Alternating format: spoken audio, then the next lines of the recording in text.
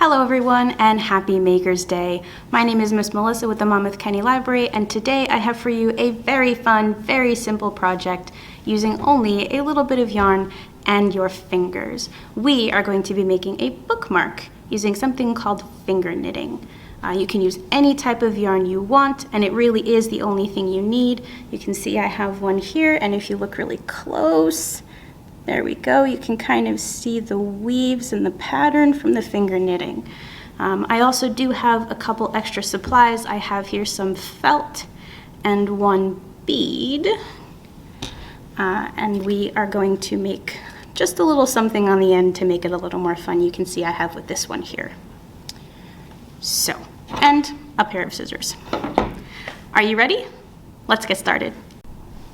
All right, so as you can see, I have all of my supplies. I'm just going to take the end of the yarn, and you can do this with either hand. I'm a lefty, so that's the hand I'm going to use, and you're going to place the end on your palm between your thumb and your forefinger, and you're just going to kind of hold it there. What you're going to do is you're going to take this one around the back of your pointer finger, in front of the middle, around the back, go in between, and over the front of your pointer finger. So you should have a loop that kind of looks like this. You're going to do the exact same thing right on top of it. So in between, on top, around the back, and in front of the pointer finger. Now you have two loops. So I'm going to leave that there. This might be a little tricky because you're trying to not let this slip through, but what you're going to do is you're going to take these bottom two and bring them over the top two. So we'll do the middle first, like that, and then over like that.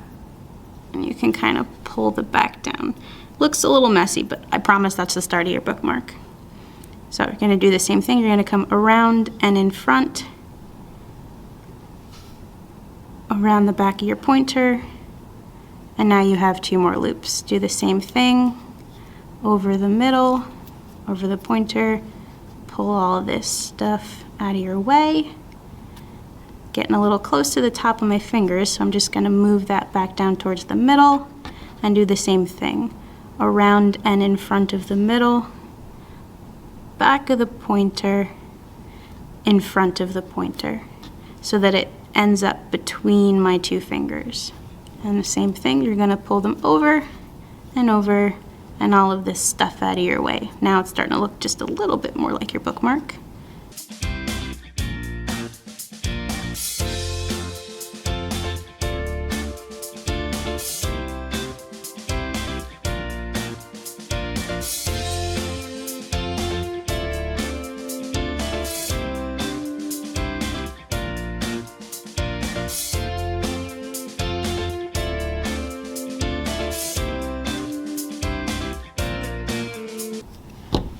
And that looks to be about a good size for my bookmark. So what I'm going to do is I'm going to take these two loops very carefully, keep them on my one finger, and then I'm going to leave a little bit of slack and cut my yarn.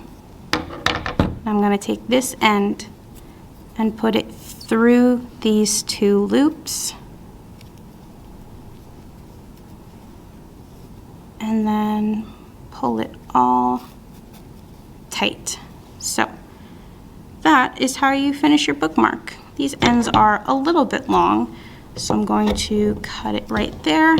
And if you're not using your felt and your bead, you can also cut the top bit, but since I am going to show you how to do that, I'm going to leave it long for now. You will remember that this is what the top of the bookmark we are making looks like. This is actually construction paper. I did not have felt when we did it the first time, so you can also use that as an option, but I think felt is a little nicer. So I have this little piece here. I'm going to fold it in half, and I'm just going to kind of draw a rough half heart shape on the folded side so that when we unfold it, we get a whole heart. There we go. Ooh, that's a big one. And then we are just going to cut a very tiny little hole in the middle so that we can get our yarn through it. Not a big one, just like that. If you have trouble, you can always make it bigger. So you're going to take your long end of yarn, put it through the hole, and go all the way down. Next, you're going to take your tiny little pony bead. This might be a little tricky too to get it through the hole.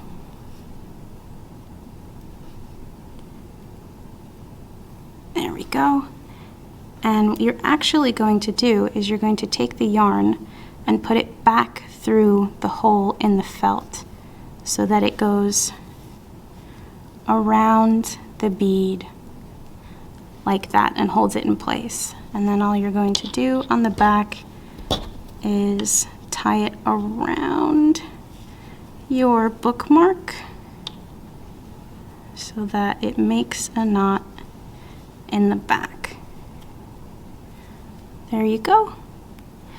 And then if you don't like this long tail, which I don't, you can cut that little bit off there too.